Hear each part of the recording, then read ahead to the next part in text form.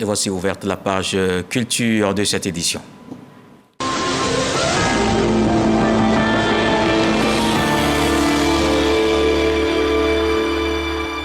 Donner le goût de la lecture aux élèves, c'est l'objectif de la caravane du livre initiée par la journaliste Anzata Ouattara.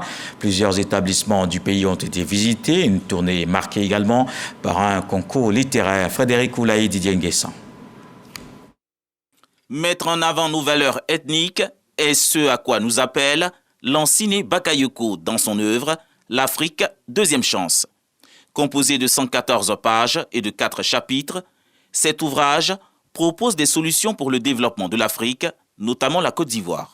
J'ai écrit ce livre pour expliquer à mes frères africains, plus particulièrement aux Ivoiriens, de l'importance de préserver nos véritables valeurs ethniques. Je donne des pistes de solutions qui vraiment sont plausibles. Parce que si on n'est pas nous-mêmes, on ne sera jamais nous-mêmes. L'œuvre « L'Afrique, deuxième chance » est disponible en ligne et bientôt dans les librairies. Voilà, c'était donc, vous l'avez compris, l'œuvre L'Afrique, deuxième chance de l'écrivain Lansine Bakayoko. Et nous arrivons justement à ce goût qui est donné à la lecture aux élèves. C'est donc l'objectif de la caravane du livre qui est initiée par la journaliste Anzata Ouattara. Frédéric Oulaï et Didier Nguessan nous en parlent. Ce sont 6 villes de l'intérieur du pays, notamment Man, Sangouéné, Daloa, Bois-Flebono et Korogo, qui ont accueilli la 6e édition de la caravane littéraire des cours de la vie. Cette caravane vise à promouvoir la lecture, l'excellence en milieu scolaire et à rapprocher les auteurs des lecteurs. Anzata Ouattara, auteur du roman Les cours de la vie, a saisi l'occasion pour sensibiliser sur l'importance de la lecture. Pour cette conférence, nous avons retenu que d'abord pour un élève, il faut prendre goût à la lecture et s'adapter aux choses littéraires. Grâce à l'arrivée de Anzata Ouattara et de Aminata Cissé, nos élèves vont reprendre le goût à la lecture et cela va booster la culture au sein de la population scolaire de Bono. Nous assistons à la fin de la 6e édition de la caravane. Nous avons visité les villes de Man, Sangouéné et la dernière étape c'était celle de Korogo. Les populations ont répondu, le message est passé. À chaque étape de cette caravane du livre, plusieurs activités ont été initiées, à savoir les concours de dictée et de lecture, à l'issue desquels les lauréats ainsi que les établissements scolaires ont été récompensés par des box de livres. Et l'on retrouve le professeur Amoua Urbain, le directeur du Festival de la Route des Reines et des Rois, qui est l'invité de la page culture. Alors, il faut rappeler que c'est une initiative qui est née depuis 2003, donc c'est à peu près, disons, 20 ans au service de la promotion de la culture. Alors, comment est venue cette idée et comment vous la justifiez?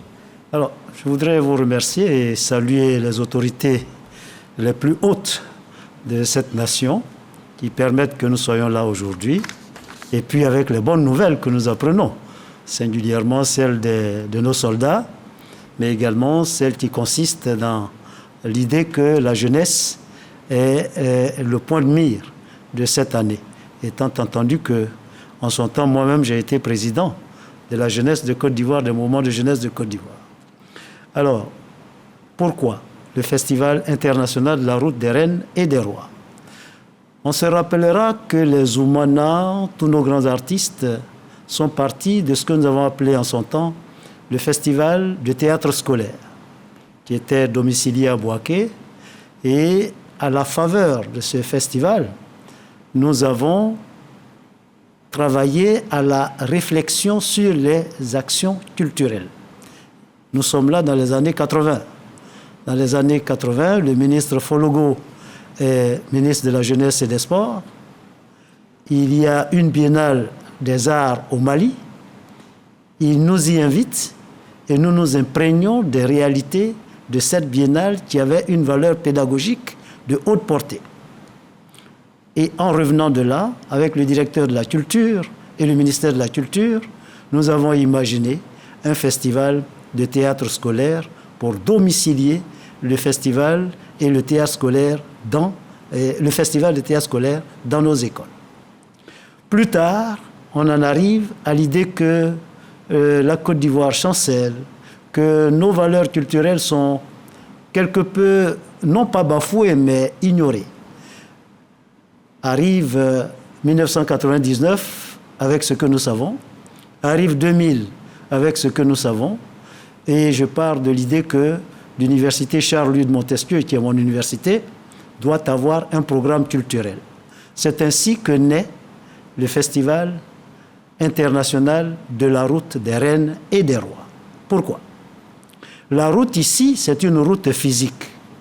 Si nous marchons vers les rois, vers les chefs traditionnels, alors nous découvrirons à l'intérieur les spécificités et nos valeurs.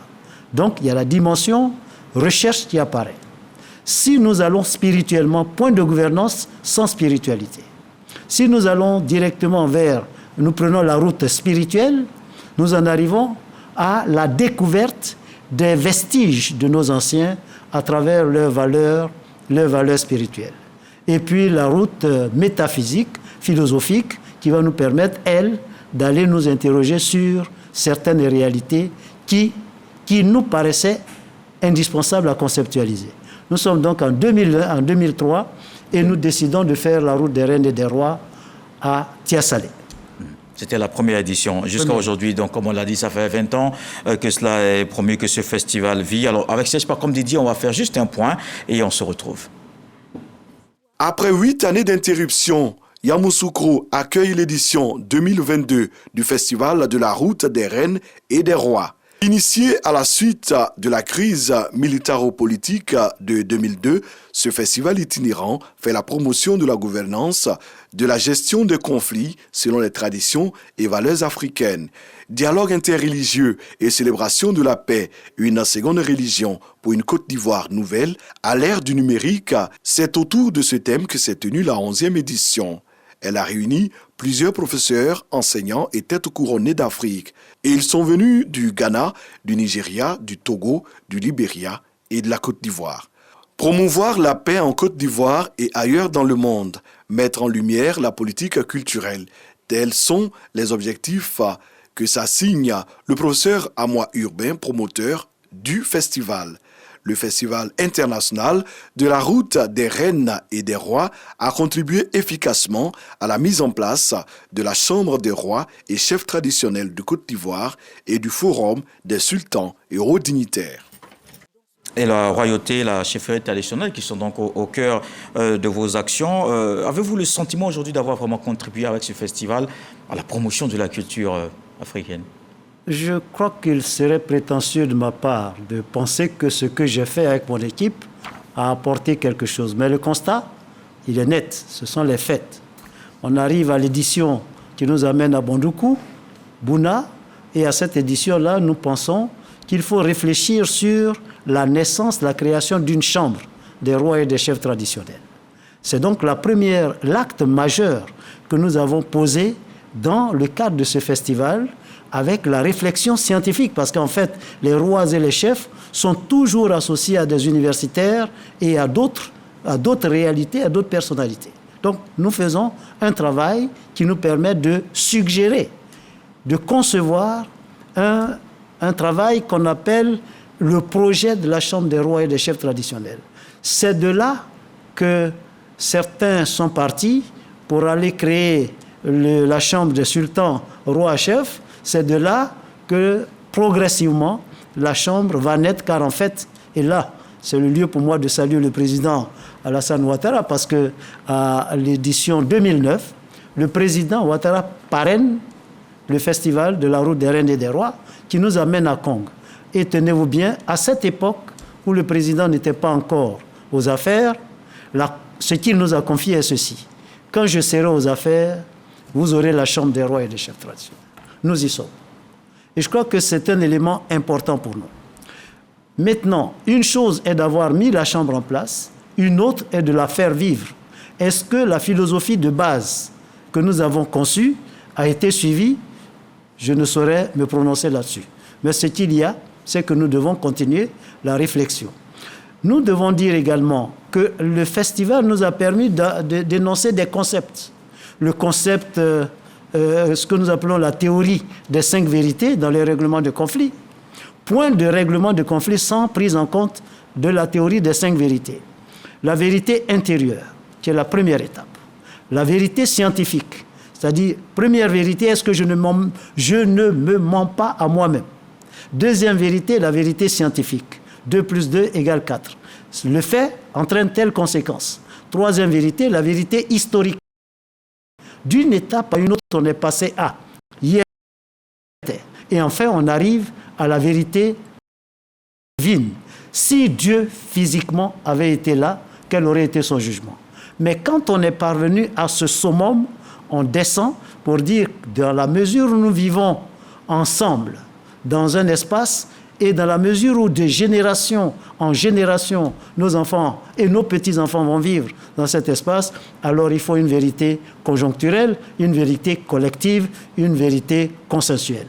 Et c'est là où nous arrivons à l'une des théories, sans compter 2 autres théories que sont la théorie de l'élégance langagière, qui permet de dire tout, mais avec élégance. Et puis la théorie du temps de réceptivité, la théorie, etc. Donc scientifiquement, nous avons énoncé des théories. Scientifiquement, nous avons énoncé une méthode d'approche. Vous ne pouvez pas régler un conflit si vous n'adoptez pas la méthode qu'on appelle l'immersionnisme cognitiviste. C'est-à-dire qu'il faut se noyer dans l'espace où le problème se pose pour non seulement comprendre la dimension mathématique, mais pour s'imprégner scientifiquement de la spiritualité qui accompagne le conflit. Voilà donc un certain nombre d'éléments que nous avons pu obtenir. La dernière chose obtenue, c'est la création d'une chaire de la diplomatie coutumière africaine dans mon université. D'accord. Le festival a connu quand même un coup d'arrêt entre 2003 et aujourd'hui. Après, il y a eu la relance. C'était dû à quoi? Apparemment 8 ans d'arrêt. Oui, 8 ans, on était même plus sûr de revenir. Nous étions partis pour dire, bon, mais écoutez, nous, en tant que simples participants, hommes de culture, nous avons posé un acte. L'État de Côte d'Ivoire, par le président Alassane Ouattara, met en place la Chambre des rois et des chefs traditionnels. Quelle était donc notre action? On n'avait plus rien à faire. Parce que pour nous, une fois que l'action, le chef de l'État a une vision, comme un chef d'entreprise. Chacun s'approprie la vision et passe de la vision à l'action. Nous avons posé notre acte, l'État a mis en place la Chambre, il nous fallait nous effacer pour permettre à l'État de faire ce qu'il y a à faire, d'autant que pour défendre et soutenir l'action, je suis allé moi-même sur invitation, j'ai été invité par l'Assemblée nationale pour défendre les grands axes de ce programme. Alors donc c'est un programme, on a arrêté parce que c'était là. Maintenant, en discutant avec la ministre de la Culture, Madame Goudou, en son temps, elle a estimé qu'une chose était d'avoir la Chambre, une autre était de poursuivre ce que nous avions commencé. Ça nous a rechargé et nous avons repris. Voilà, donc c'était une invite avec un accord stratégique avec le ministère de la Culture lorsque Mme Raymonde Goudou était aux affaires. Alors, parlons maintenant après la reprise. Il y a eu la 11e édition. C'était à Yamoussoukro, la thématique autour du dialogue interreligieux et de la paix. Alors, quels étaient les objectifs justement de cette 11e édition? Alors, le premier objectif, c'est que nous, hommes de culture, enfin prétendument hommes de culture, il est des questions sur lesquelles nous planchons dans la case, en concertation fermée.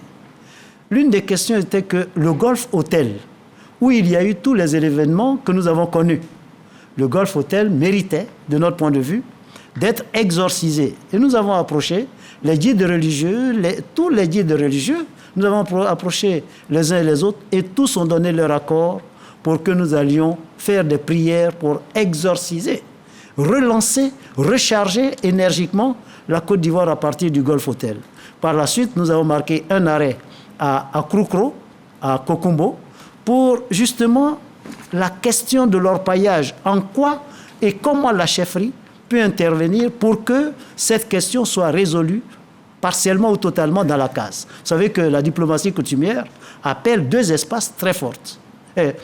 Deux espaces très forts, très prisés.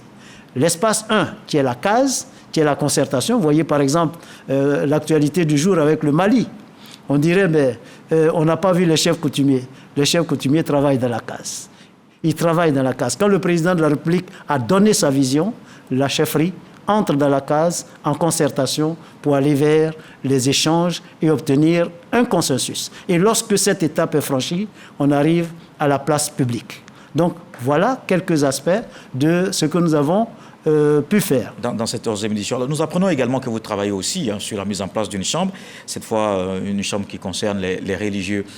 Alors, qu'est-ce qui pourrait expliquer cette chambre? Est-ce que vous pensez que c'est parce qu'il y a un manque de dialogue entre les cultures? Alors, l'autre étape, c'était l'étape de Yamoussoukro, et enfin, on a terminé par l'étape d'Akawa. Pourquoi nous sommes-nous interrogés sur deux aspects? Premier aspect, ce que nous appelons les chefs de communauté. Partout où un conflit naît dans un quartier, partout où il y a des funérailles, on demande qui est le chef de la personne qui est décédée, qui est de sa région. Lorsque les conflits éclatent, les personnes qui viennent en règlement, dans un premier temps, ce sont les chefs de communauté. Nous avons estimé qu'il leur fallait une place de choix dans la chambre, dans les textes de la chambre. Ensuite, est-ce qu'il y a un manque? Pourquoi les guides religieux? Oui, parce que si vous prenez l'État a la chambre basse et la chambre haute, l'Assemblée nationale, le Sénat.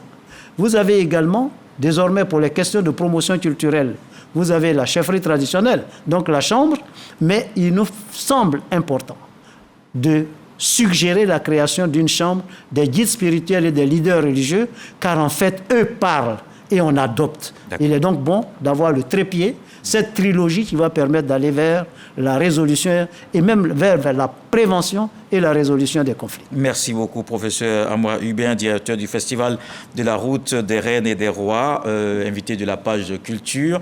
Merci en tout cas d'avoir été là avec nous pour ce point dans la page Culture. Merci, professeur. Et nous rappelons l'actualité ce soir qui est dominée par le retour des 46 soldats. Les regards sont donc tournés dans le ciel d'Abidjan, scrutant évidemment les mouvements, parce que les 46 soldats ivoiriens arrivent libérés de toute peine après 6 mois au Mali. À tout moment, vous aurez donc en direct le retour de ces 46 soldats attendus ce soir même. Nos reporters sont à l'aéroport. Vous avez entendu Michel Digré dans cette édition. On se dit donc à tout de suite pour ce retour en direct sur les antennes de la RTI. Et voilà qui m'intéresse à ce journal. Merci de l'avoir suivi. C'est la seule édition de ce soir. On se quitte avec ce que dit le sage ce soir. Ceux qui vont dans la même pirogue ont les mêmes désirs. Dieu le voulant, on se retrouve demain.